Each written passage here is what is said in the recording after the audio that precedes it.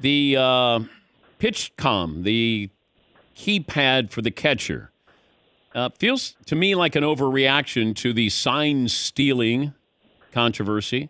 Your thoughts on if your catcher had a keypad and was signaling pitch and location to you on the mound? I think there's more of an issue of trying to speed the game up than there is of that. There's definitely the component of trying to eliminate that business of what we dealt with years ago, and I think that's fine.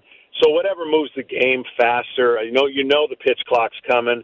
But I'll tell you, it's interesting, and the day that we're playing today, I would rather have it reverse. Like, in our day, we were calling all the pitches. So it'd be better if there was a way to do it in reverse and you tell the catcher what's coming, so then there's no reason to shake off, right? Today, less guys call pitches, less guys are thinking about reaction to the hitter, what does the hitter's swing look like?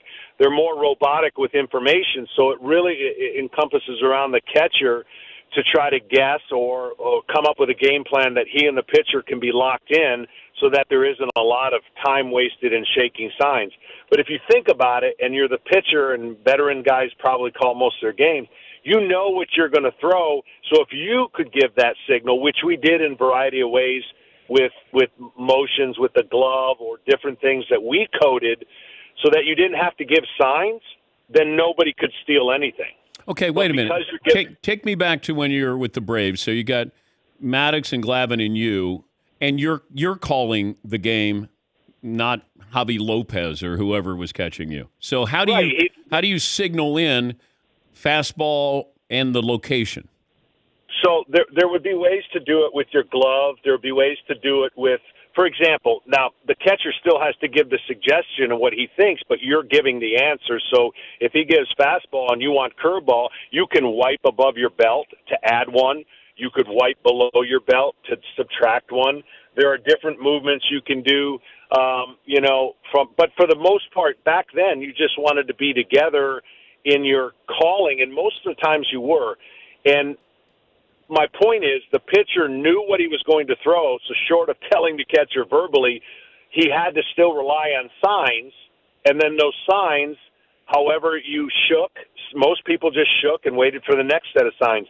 But the problem back then, and the problem even, the sequence of signs on the field, you can steal if a catcher doesn't do a very good job. The emphatic 3 down in the middle of 4 fingers sometimes gives it away, or the way he sets up. So what this is going to do is at least eliminate all of that. On the field, you're not going to be able to decode unless a pitcher tips or a catcher's stance dictates what kind of pitch is coming. When a catcher got wider, it's usually an off-speed pitch coming.